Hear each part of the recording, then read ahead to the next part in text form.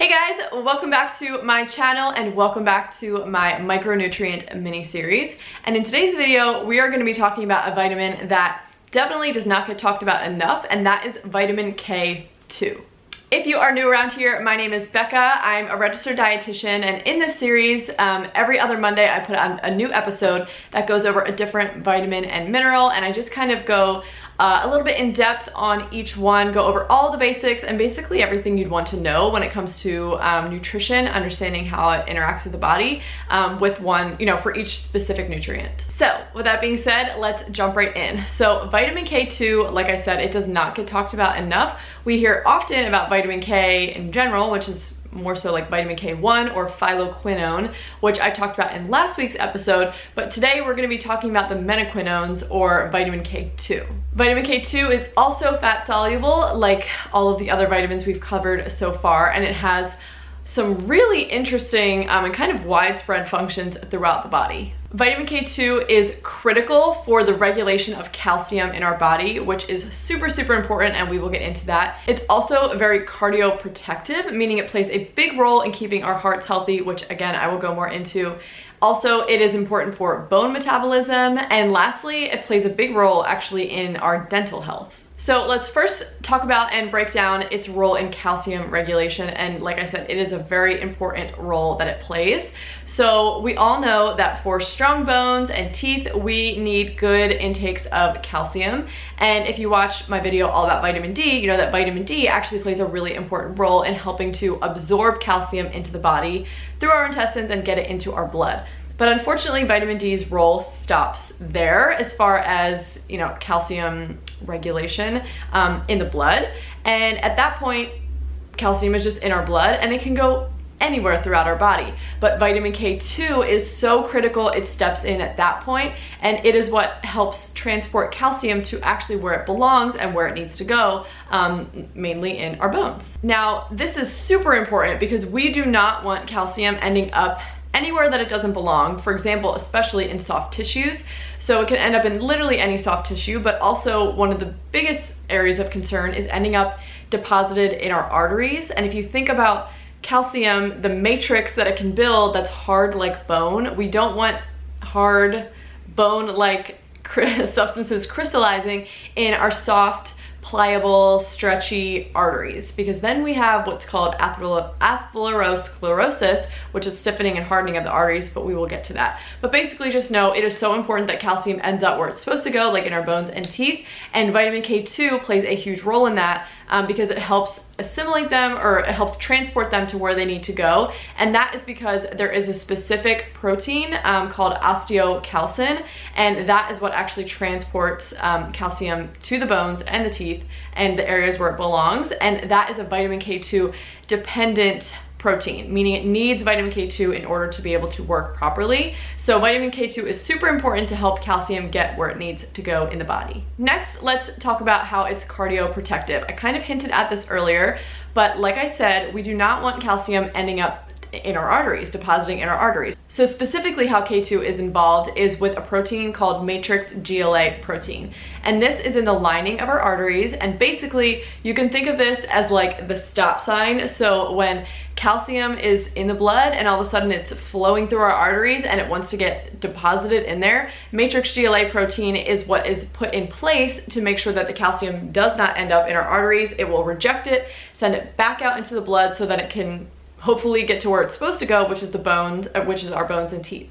So again, just like that osteocalcin I was talking about, matrix GLA protein is vitamin K2 dependent. So in order to work, in order to actually be able to throw up that stop sign and reject the calcium, it needs vitamin K2. So if our intakes of vitamin K2 are sufficient, we are going to have matrix GLA protein that is working all throughout our arteries. It's going to be rejecting that calcium that's trying to get deposited there, which is going to decrease that aortic or arterial calcification, basically all of those big arteries and veins in your heart getting calcified and hardened. That is also going to help reduce any vascular damage, because we don't want hardening of our arteries, and that would be considered damage to those structures in our heart. This is obviously also going to reduce atherosclerosis, because again, that's the hardening and stiffening of our arteries. And also vitamin K2 is one of the only compounds or substances out there that can actually potentially reverse plaque buildup in our arteries, which is huge because that is such a big problem, especially in the US, because heart disease is one of the biggest it is the biggest killer as far as diseases go in our country. So that is actually like really, really fascinating and amazing. Next, I want to just touch on dental health and the implications that K2 can have with our teeth and jaw and all of that. So it has been found that K2 can play a really important role in the structure of our teeth and also the structure of our jaws. So if you look at traditional cultures that had diets that were rich in vitamin K2 rich foods, it's been found that these populations had very, very few cavities, very little plaque buildup, and very, very little tooth decay, even though they had never been introduced to like Western dental hygiene. Basically, like they weren't brushing and flossing their teeth, but yet their teeth were in great shape, which is pretty amazing because you would think if you're not taking care of your teeth that they will just start to decay and fall out. But in these certain cultures, there's actually a dentist back in the 1930s called Weston A. Price was his name. And this was one of like the hallmarks of his research. He was looking at these traditional cultures to see why are their teeth so healthy, what is with that? And the common denominator in these traditional cultures was a very vitamin K2 rich diet. There has also been found a potential link between osteocalcin levels being low in pregnancy and like the undergrowth of jaws, basically. And if you remember, osteocalcin, I was talking about a little bit earlier, that is that protein that helps move calcium to where it needs to go in the body. So if we don't have vitamin K2, if we don't have sufficient levels of it, we're gonna end up with lower levels of functioning osteocalcin. And that's what some of these researchers were finding, that lower levels in pregnancy was leading to this undergrowth of the jawbone. And some researchers speculate that that might be why we have like so many kids requiring braces, because their jaws were not developed correctly. They weren't, they're not wide enough to accommodate a full set of teeth, and therefore the mouth becomes very crowded and braces are necessary. So that's just an interesting theory. And honestly, it totally makes sense because in our Western, especially American diet, we hardly get any K2 anymore. Which brings me to talking about sources of K2, and the richest sources of vitamin K2 that mainly that you can get in the diet are from grass-fed animal products. So I'm talking butter, eggs, cheese, meat, especially organ meats that are coming from grass-fed animals. And basically the reason for this is if these animals are consuming grass that's basically like a green leafy, like those vegetables I was talking about, which brings in K1, which is what I talked about in last week's episode. And that obviously doesn't have any of these implications that K2 has in the body, but these animals in their gut, they can actually convert K1 to K2. So the higher levels of grass that they're consuming throughout their life, the higher levels of K2, the vitamin that will be present in their animal products. Which is all super interesting because with the onset of first the Industrial Revolution and just how factory farming has come about, and so many of our animals that are on like coffee farms that are raised for just production of meat and milk and eggs and all of that, they're no longer fed grass. They are no longer grazing on grass like they were meant to be. They are consuming like manufactured feed that's made from like corn and soy, and they don't get grass in their diet anymore, which means all of those animal products are going to be basically null and void when it comes to K2 being present. So all very fascinating, and that is one of the main reasons why I try as best as I can to whatever animal foods that we're going to be consuming, they are coming from grass-fed, pasture-raised animals because they have K2. Now, I do also want to mention there is another food source that is extremely high in vitamin K2, and that is something called natto or natto. I'm honestly not even sure how to say it. I should have looked it up before I started filming this video.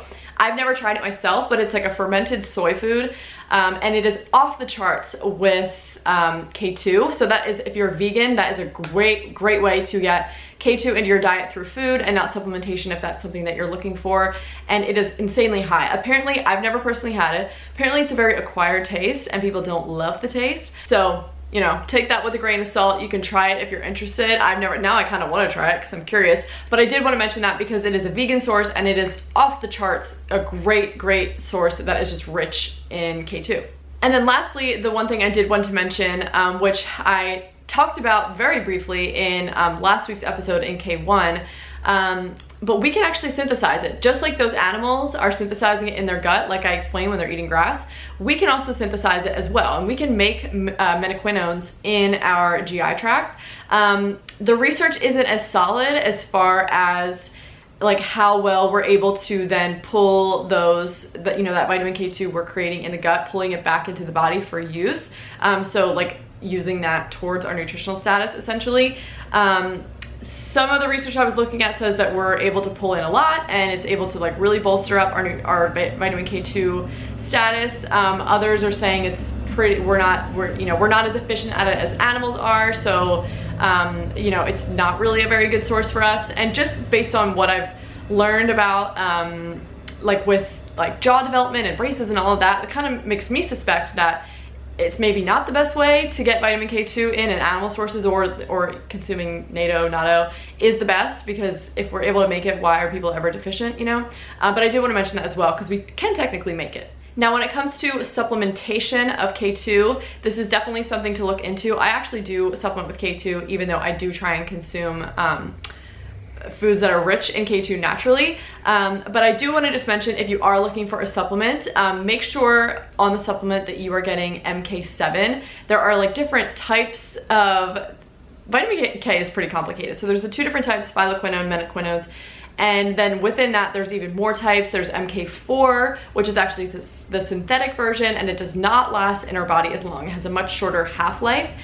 So it's just basically not gonna be nearly as effective. So if you're looking for a K2 supplement, I highly recommend you look for it to have, be made with MK7, because that is a much longer lasting form. It's gonna just go a lot longer, much better bang for your buck within your body, and it's just going to be a lot more effective as far as supplementation goes. And they also make supplements based off of natto, again, I don't know how to say it, and that is MK7 as well. So that's just another thing you could look for if you're looking to supplement. Okay guys, so that is it for this video all about vitamin K2. I hope that you guys learned something from this video. I'm sure for a lot of you, you may have never even heard of vitamin K2, but this is something that I am really passionate about getting the word out, because it's just really fascinating. It plays such a huge role and has such big implications for our health, especially when it comes to heart disease, which is rampant in the US. And vitamin K2 is so critical, and most people know nothing about it, and they don't even realize that they're no longer getting it from their diet if they're eating animal products that are coming from like conventionally raised or coppa farms or things like that, which unfortunately most Americans are. But that is all I have for today's micronutrient episode. I hope you guys enjoyed it. Make sure to subscribe if you haven't already, so you never miss out on any of the future episodes that I'll be putting out every other Monday. But yeah, thanks again for watching, and I will see you guys in the next one. Bye.